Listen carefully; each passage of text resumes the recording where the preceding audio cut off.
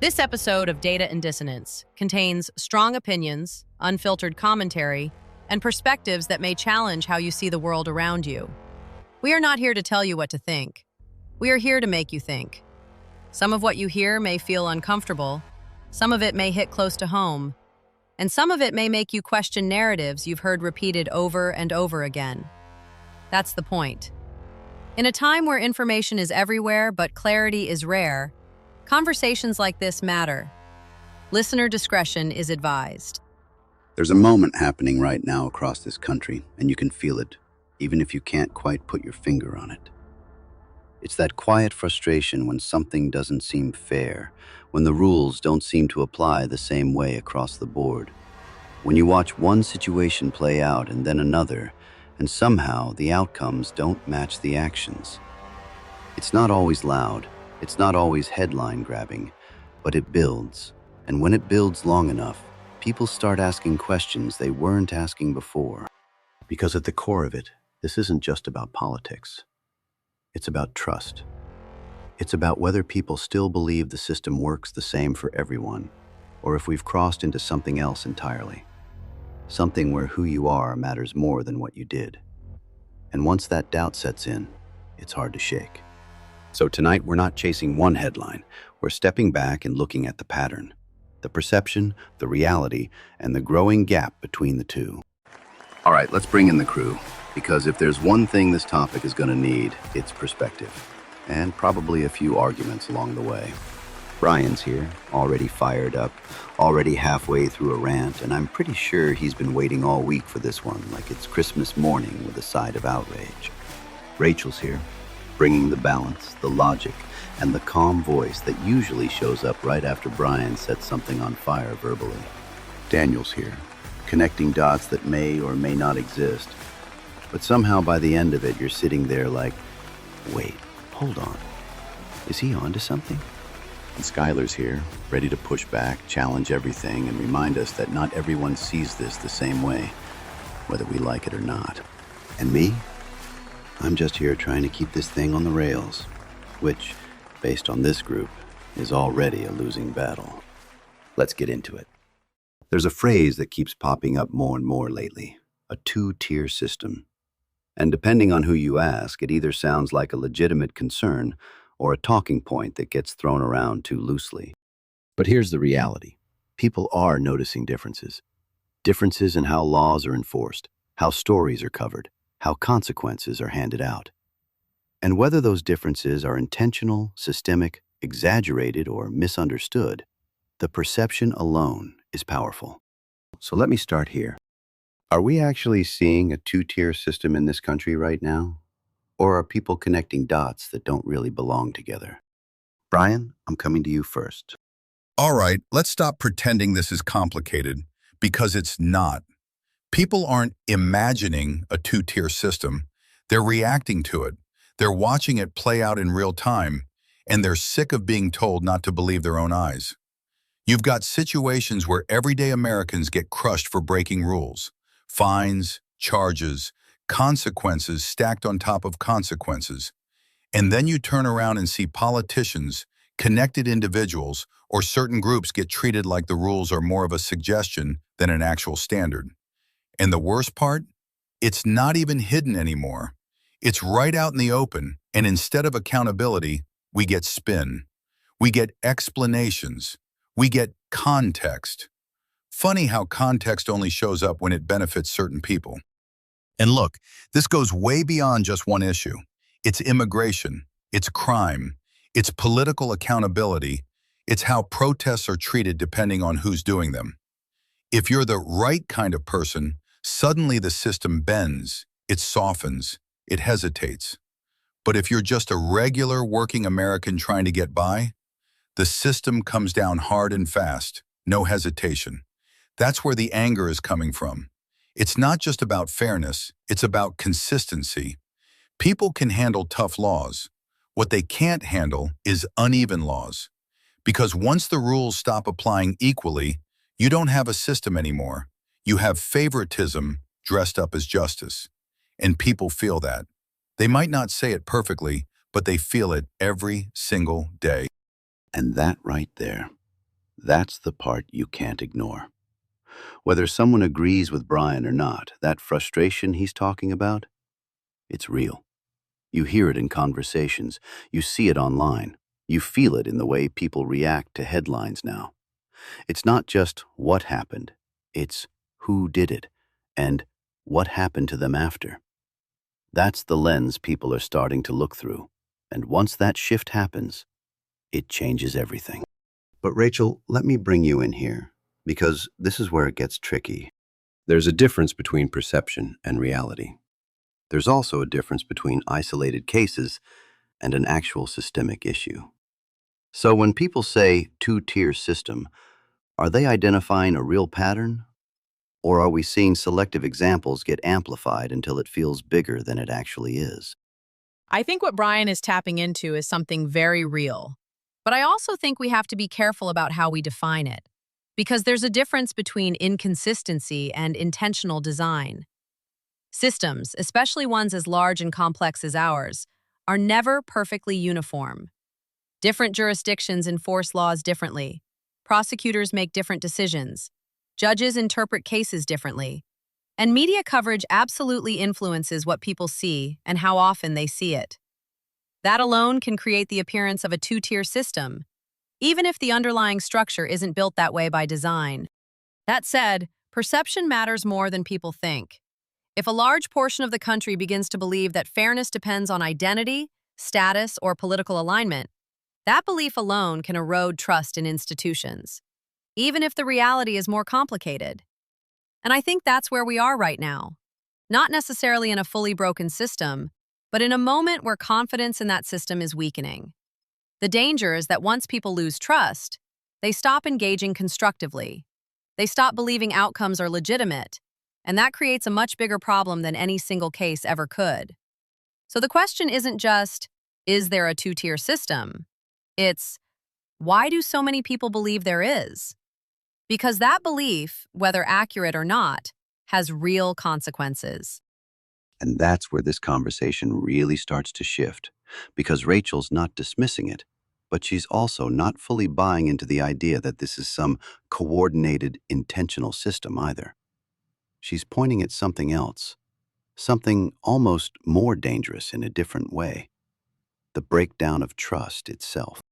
Because once people stop believing the system is fair, whether it is or isn't, the outcome starts to look the same from their perspective.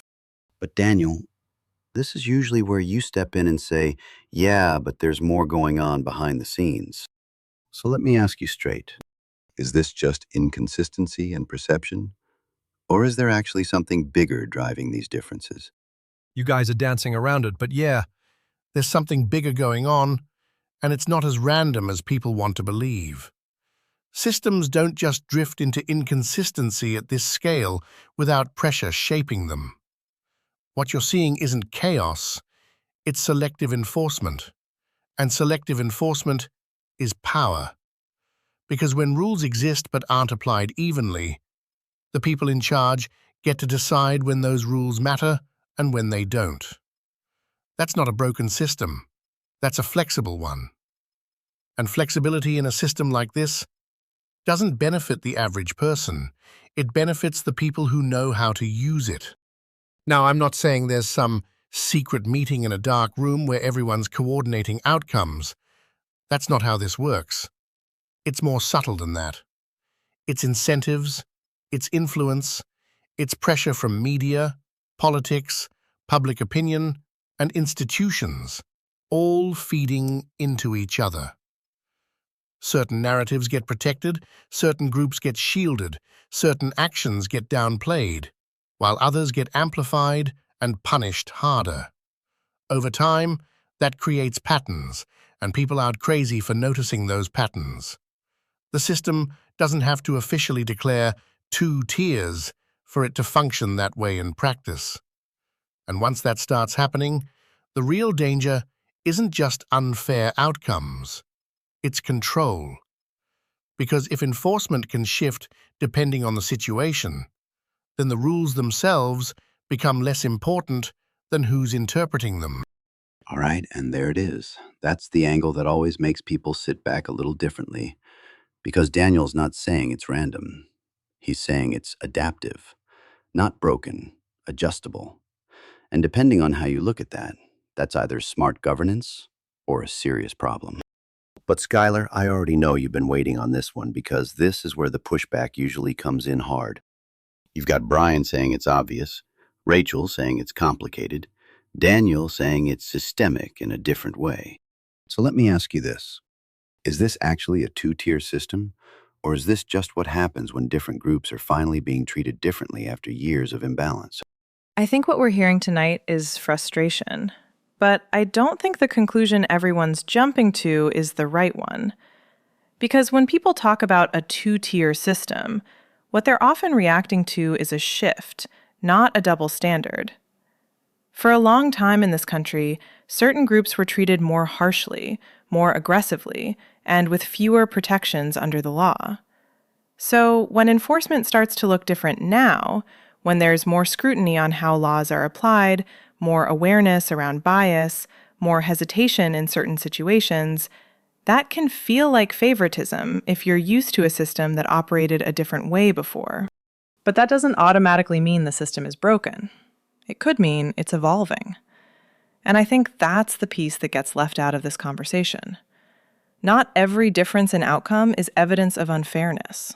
Sometimes it's an attempt, imperfect, messy, but real, to correct past imbalance. Now, does that mean it always gets it right? No. There are absolutely inconsistencies. And yes, public trust is clearly strained.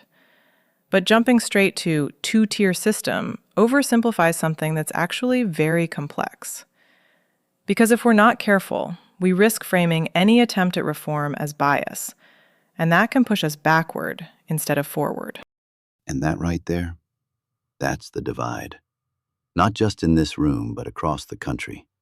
You've got one side looking at outcomes and saying, this doesn't add up. Another side saying, it's more complicated than that. And then another saying, this might actually be a shift, not a flaw. And the reality is, all three of those perspectives exist at the same time. That's what makes this so difficult to pin down.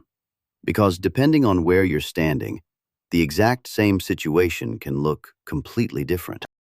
But here's the part that keeps coming back for me. Whether it's real, perceived, exaggerated, or somewhere in between, the trust issue is undeniable. People are questioning the system more than they have in a long time. And once that doubt sets in, it doesn't just stay in one area, it spreads.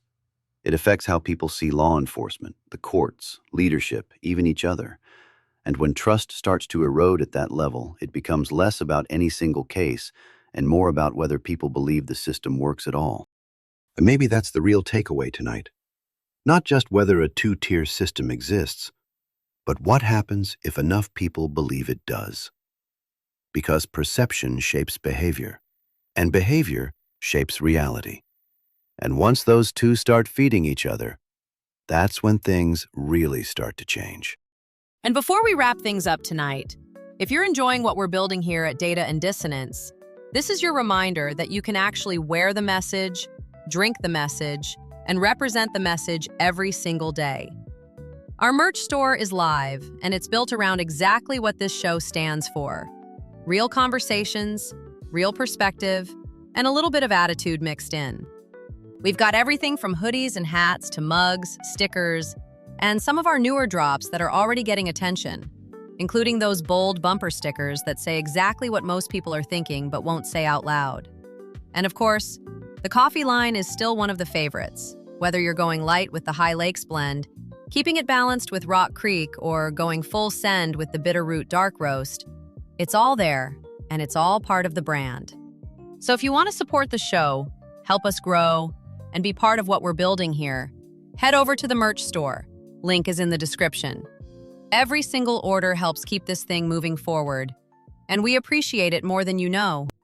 You know, the more I sit with this conversation, the more I realize this isn't really about proving whether a two-tier system exists or not.